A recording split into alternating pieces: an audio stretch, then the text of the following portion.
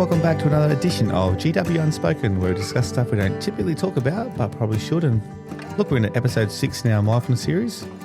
If you've been secretly thinking, I'm just not good at this mindfulness thing, and guess what? This episode is definitely for you, and you're probably not alone. Because I'm here to tell you, we love it. We love a little bit of sass, and you're actually not bad at mindfulness. You just try and do it in a very loud world. So let's unpack that. So many of us are thinking that we're failing at mindfulness because we can't sit still, because our brains wander off like a dog with no leash. But here's the truth. Your struggle with mindfulness isn't about discipline or personality or even trauma, although that can play a role. It's about the environment you are in. You know, we live in a world that's built to fracture your attention all the time. You've probably got notifications every 4.2 seconds, multiple screens open at once. And we live in a place, not only in Australia, but in the world, where productivity culture rewards busyness over stillness. Now, you heard someone say before, you ask someone how busy they are, how are you going? They go, I'm just so busy. And it's like a status symbol, right? So if you're struggling to be mindful, it's not because you're weak. It's probably because you're wired for survival in a system that thrives on your distraction. And believe me, if you're someone who's on laptops with emails or screens, it's happening all the time. The tech companies are getting paid to distract you. So what does the science say? Let's look at this for a second. And I'm going to read this word for word here. A 2022 study in the Journal of Cognitive Neuroscience showed that the average person's attention span has dropped to just 47 seconds before switching tasks. And every time we're interrupted, it takes up to 23 minutes to get back into actually focused thinking. So that's like losing your keys 17 times a day, except this time it's your focus. So when you attempt mindfulness in this context, your brain is failing because it's protecting itself from overload. And here's another fun fact. Mindfulness doesn't require silence. It doesn't require cross-legged sitting under a triangle. In fact, walking meditation, doing dishes mindfully, drinking your coffee without checking your phone, walking your dog, that all counts as mindfulness. So neurologically, it's still engaging your prefrontal cortex, which means that thinking part of your brain. And for that to engage, it means it lowers your cortisol, that stress response system, and actually improves your dopamine regulation. So you're not being distracted all the time. Now, if you're an adult there thinking out there, listen to this with kids, you're probably thinking it there now going, yeah, I can see kids getting distracted all the time, right? Let's bring it back a bit. Ironically, let's have some focused attention on you. How are you going with yours? All right? This podcast is about you thinking about how you're going with your mindfulness right now. So let's talk about the elephant in this salt lamp lit room. Here we go, ready? Mindfulness has been marketed like a wellness performance. You've seen it. The curated stillness, the $300 yoga pants, the slow whispery voices when the rain sounds in the background, those lovely mindfulness pictures on your TV.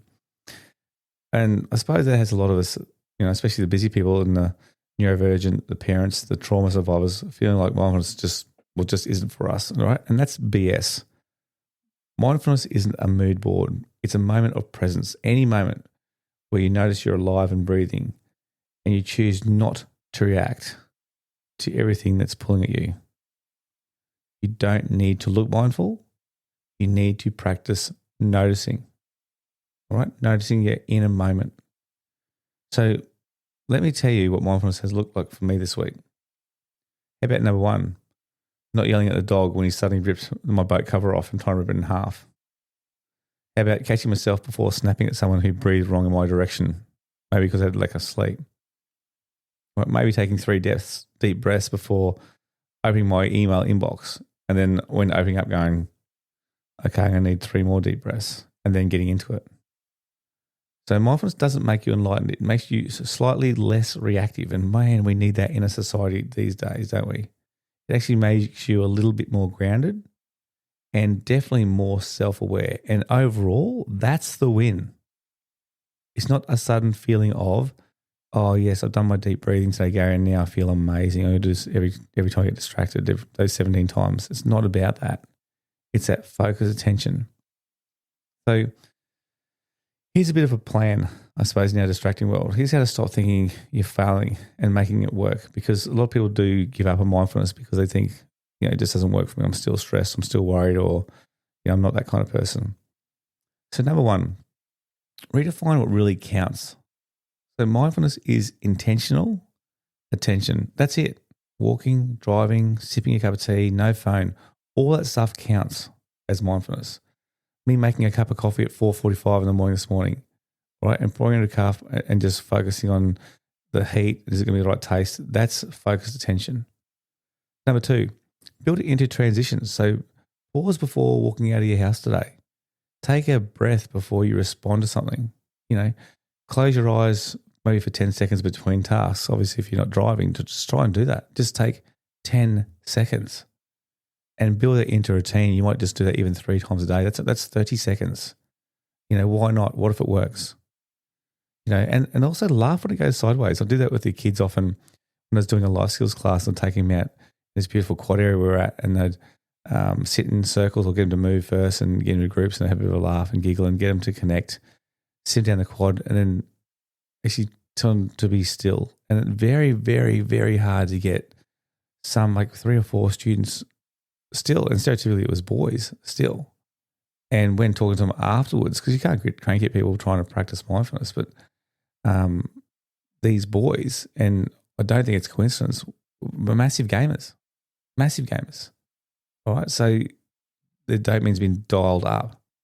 So when you get distracted, and believe me, your brain will start wandering when you're trying to do mindfulness. What it does, gently pull it back and say, cool, okay, I notice that. All right, that's the practice. That's the rep. You're not trying to control your mind. You're sort of building a relationship with it. So when you actually focus yourself being distracted, all right, that's again focused attention. All you have to do is bring it back. All right, don't bag yourself and say, well, there you go, I'm not good at this stuff. All right, so hopefully that's opened your brain to start trying something different, because the research has shown that the mindfulness is so good for us in a heavily built society where we are distracted all the time, where we get praised for busyness. All right, so here's 3 prompts I'd like this week for you guys to write down. Number 1, when have you been too hard on yourself for failing at mindfulness? And what could you do to redefine that instead? All right, when have you tried it and said, this is just not me. This is not me. All right, write it down. Number 2, what external distractions are stealing your peace? And how can you mute them, move, or even manage one of them? All right, what's distracting you? And last of all, what's one thing you do every day that you could turn into a mindfulness movement, even for 30 seconds? We talked about it's not sitting on a triangle and humming or having that background music of the rainfall in the forest. It's not about that. So what are some things you can actually think, yep, I'm taking 3 breaths before I drive in the car, or 3 breaths before my workout today, or before I meet the kids for breakfast this morning or dinner tonight? What's 30 seconds I can just have right now? All right? Because this is a reminder, my friend, this is it. You're not bad at mindfulness. You're just living in a very loud, very distracting world and still showing up to try. And that's not failure, that's actually commitment. So again, this podcast just doesn't talk about mindfulness. All right? We actually practice it. We mess it up. We laugh along the way. And I'll catch you next week.